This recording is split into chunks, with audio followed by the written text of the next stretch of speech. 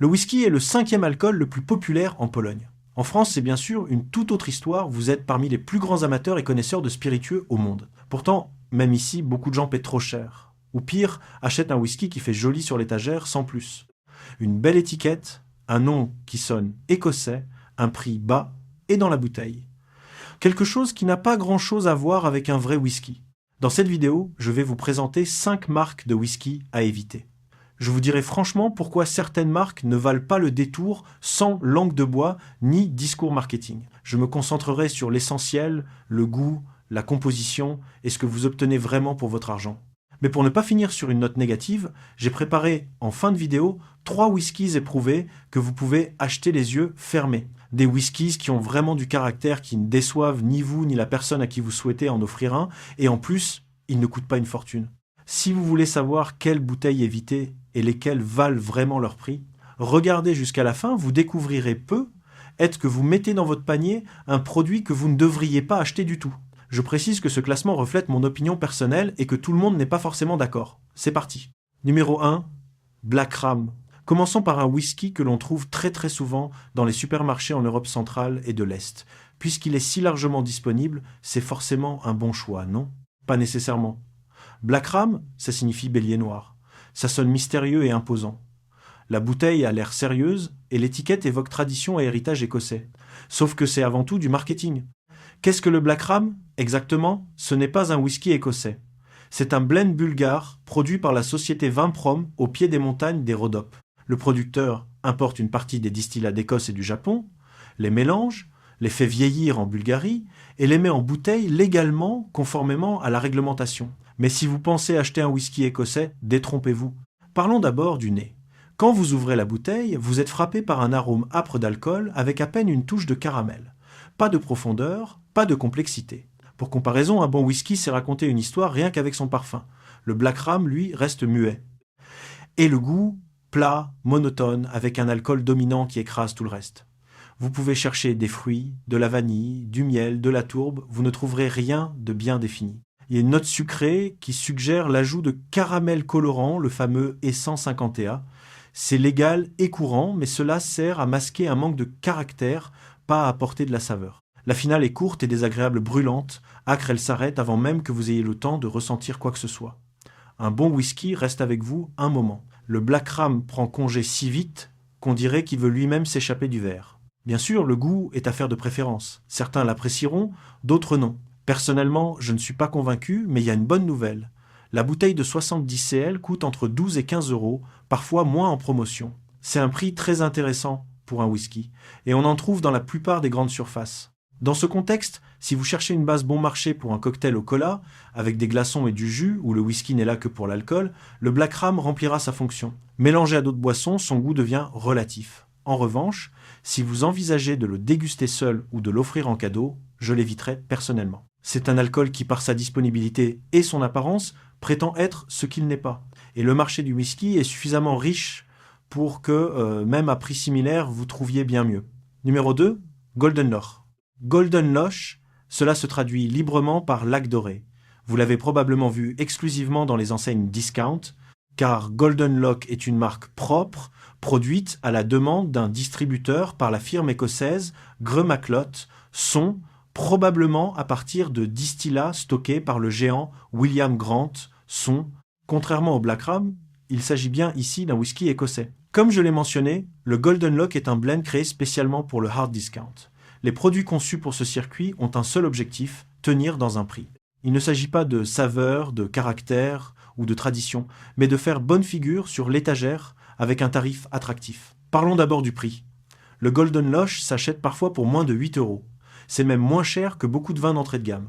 Le prix seul en dit déjà long sur la qualité du produit, mais est-ce si simple? L'arôme est très alcooleux et artificiel. Des dégustateurs le comparent à des parfums bon marché. Il y a du caramel, certes, mais un caramel plastique, comme si quelqu'un avait versé un arôme alimentaire dans le verre plutôt que de laisser le whisky mûrir tranquillement. En lisant les avis, l'un des dégustateurs a écrit sans détour que l'odeur et le goût lui évoquaient davantage un alcool artisanal douteux qu'un whisky. Une critique sévère. Le goût est sucré, alcooleux et monotone. Après la première gorgée, on ressent une sensation de brûlure qui disparaît rapidement, sans aucune nuance agréable sur la langue. Si vous cherchez des fruits, de la vanille ou de la tourbe, ils sont à peine perceptibles ici. Il y a encore un problème dont on parle peu. Parce que le Golden Lock est une marque propre, produite sur commande, la composition et le fournisseur peuvent changer d'un lot à l'autre. Ce que vous achetez aujourd'hui peut être littéralement un produit différent d'un autre producteur dans 6 mois. Dans le monde du whisky, où la cohérence est l'une des valeurs fondamentales, c'est un griffe sérieux. Et vous, quel alcool buvez-vous le plus souvent? Dites-le en commentaire. Numéro 3. J. Batchevski. La bouteille à fière allure. Fond épais, étiquette ornée, nom historique faisant référence à une distillerie lvovienne de 1782. De quoi séduire celui qui veut acheter un whisky avec l'impression de s'offrir quelque chose de traditionnel et distingué? Le problème, c'est que cette tradition est en grande partie une mise en scène, car J. Batchevski est un whisky produit en Autriche par la société Altvater Gessler, active depuis 1956. Certes, la famille Gessler est apparentée à la famille Batchevski, donc il existe un lien historique, mais ce n'est pas un whisky écossais ou irlandais. Sur l'étiquette, vous trouverez des références émouvantes à l'insurrection de janvier et aux recettes d'avant-guerre. Mais qu'y a-t-il dans la bouteille?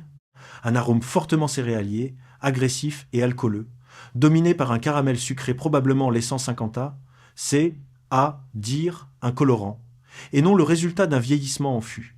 On perçoit de légères notes épicées, du miel, de la vanille, un peu de chêne, ça semble séduisant sur le papier.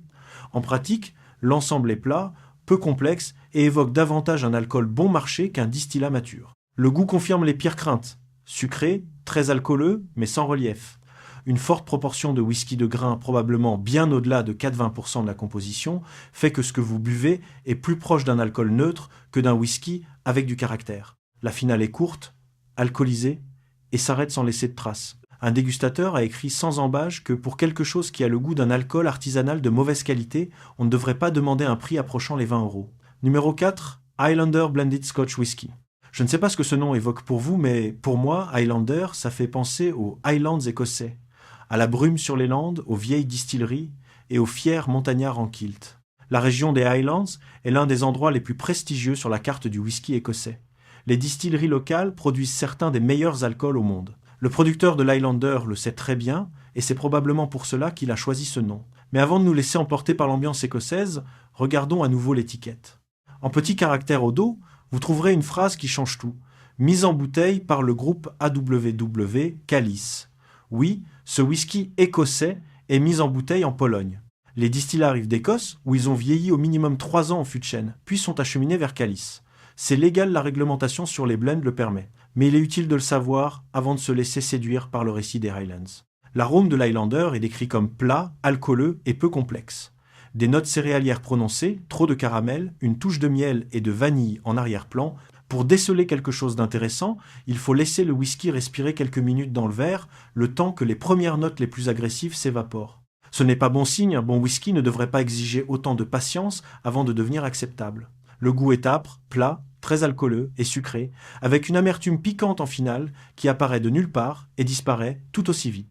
On perçoit des notes de vanille, de céréales, de miel et de poivre, mais tout cela joue sur une seule tonalité, sans aucune dynamique. Finale très courte et floue, un whisky qui se termine simplement, sans laisser d'impression. Numéro 5, Statesman. Il y a des whiskies d'entrée de gamme qui surprennent agréablement. Il y en a qui sont simplement passables, rien d'exceptionnel, mais ça passe. Et puis il y a le Statesman, un whisky qui, même dans sa catégorie de prix, n'a pas grand-chose à offrir. Le Statesman est une marque propre de l'enseigne Aldi, produite par la société Woodside, exclusivement pour ce discounter. Vous ne la trouverez nulle part ailleurs, et vous ne trouverez presque rien à son sujet sur Internet. Les distilleries qui vendent leurs distillats à des blends bon marché préfèrent généralement rester discrètes. C'est une pratique courante dans le monde des whiskies d'entrée de gamme. L'arôme est plat et peu complexe, sucré, alcooleux, avec une légère note de renfermé juste après l'ouverture de la bouteille. Des notes céréalières, du caramel, un peu de miel et de vanille, une touche de chêne. Pour y déceler quelque chose d'agréable, il faut laisser le whisky respirer quelques minutes dans le verre. Cela demande une patience que tout le monde n'aura pas à ce prix. Le goût est légèrement meilleur que l'arôme. Une note métallique, un peu d'âpreté, de la vanille, des céréales, du poivre et une légère fumée. Finale courte et alcoolisée, qui disparaît rapidement sans laisser de souvenir particulier. L'ensemble est cohérent, mais dans le mauvais sens du terme. Uniformément terne du premier nez à la dernière gorgée. Et maintenant, place aux whiskies recommandés. Avant de passer au bon choix, une question s'impose. Que boirait Winston Churchill s'il entrait aujourd'hui dans un supermarché français? La réponse est simple. Exactement la même bouteille que de son vivant. Le Johnnie Walker Black Label était son whisky favori. Il paraît qu'il avait commencé à en boire lors d'un voyage en Afrique, coupé d'eau pour protéger son estomac des bactéries. La protection s'avéra si efficace qu'il continua jusqu'à la fin de sa vie. Premier recommandé, Johnnie Walker Black Label. Mais avant l'histoire, parlons du goût. Le Black Label est un blend composé d'environ 40 whiskies différents, chacun ayant au minimum 12 ans d'âge. Ce n'est pas un whisky 12 ans, dans le sens où il aurait vieilli exactement 12 ans. Cela signifie que le plus jeune composant du mélange a au moins 12 ans. Dans le monde des blends, c'est une distinction importante et une déclaration sérieuse en matière de qualité. L'épine dorsale aromatique repose sur le cardu du speyside doux, fruité, crémeux. La terre et la légère fumée proviennent du kaolila et du talisker, deux distilleries insulaires au caractère prononcé. Le résultat, un nez délicat, crémeux, cuiré, avec une note de tabac. Un goût huileux et sucré avec une finale caramélisée, une amertume chocolatée et une légère note fumée en conclusion. Un peu de poivre, mais tout à fait maîtrisé. Rien ne domine agressivement, tout s'harmonise. La marque Johnnie Walker existe depuis 1820 et le Black Label dans sa forme actuelle est né officiellement en 1909. Churchill, lui, était réputé pour son rapport très libéral à l'alcool. À la question sur ses principes de consommation, il aurait répondu « avant le repas, pendant et après ». Beaucoup l'accusaient d'alcoolisme. En 1936, il accepta un pari avec Lord Rothermer et tint une abstinence d'1 an. On lui prête aussi cette réplique à la députée Bessie Braddock qui l'accusait d'être ivre. « C'est vrai, madame, mais demain je serai sobre et vous serez toujours laide. » En France, le prix se situe autour de 30 à 35 € en grande surface. Pour un blend de cette complexité et avec une telle histoire, c'est une proposition honnête. Si vous voulez vous offrir un très bon whisky, vous ne ferez pas d'erreur en choisissant le Johnnie Walker Black Label. Deuxième recommandé, Jameson Irish Whiskey. Si vous vous intéressez tant soit peu au monde du whisky, il y a de grandes chances que le nom Jameson vous soit familier. C'est une légende absolue parmi les alcools irlandais et le whisky irlandais le plus vendu au monde. Mais mérite-t-il vraiment sa popularité? Voyons cela de plus près. Commençons par les bases. Il s'agit d'un blended Irish whisky, un mélange de différents distillats. L'âge n'est pas officiellement indiqué, mais on estime qu'il est d'environ 5 ans. C'est un alcool assez jeune, ce qui jouera un rôle dans son profil gustatif. La bouteille elle-même est un élément distinctif. Vert, forme cylindrique caractéristique, étiquette classique, vous la reconnaîtrez pratiquement d'un bout à l'autre du rayon. Sur l'étiquette figure même l'adresse de l'ancienne distillerie, bien que la production ait depuis déménagé. Versé dans le verre, le whisky se présente très agréablement avec une teinte ambrée qui suggère immédiatement un caractère classique et accessible. Au nez, le Jameson est très délicat des notes céréalières, légèrement végétales, évoquant même l'herbe humide. Ce n'est pas un parfum intense, ni complexe, mais c'est précisément dans cette simplicité que réside sa force. Troisième recommandé, Dewar's 12 ans. Si vous recherchez quelque chose de plus complexe que les blends standards, le Dewar's 12 ans mérite vraiment votre attention. C'est un blended Scotch whisky qui se distingue par quelque chose que vous ne trouverez pas dans toutes les bouteilles. Un double processus de vieillissement, le fameux double aged. En quoi cela consiste-t-il? D'abord, les différents composants whiskies de malt et de grains vieillissent séparément pendant au minimum 12 ans en fût de chêne. Mais ce n'est qu'un début. Après assemblage, le blend entier retourne en fût souvent des ex-sherry pour un second passage de maturation.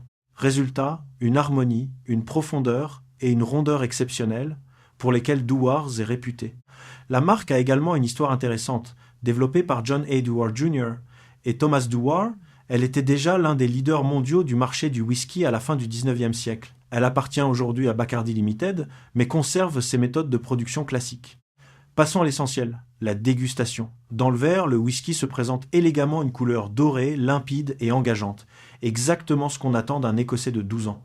Au nez, c'est vraiment un plaisir. Miel, caramel et vanille en premier plan, puis des fruits secs, des noix et une légère douceur florale. Un parfum nettement plus complexe que dans les blends plus jeunes. C'est tout pour aujourd'hui. N'oubliez pas que l'alcool est nocif pour la santé et qu'il vaut mieux en consommer avec modération. À bientôt.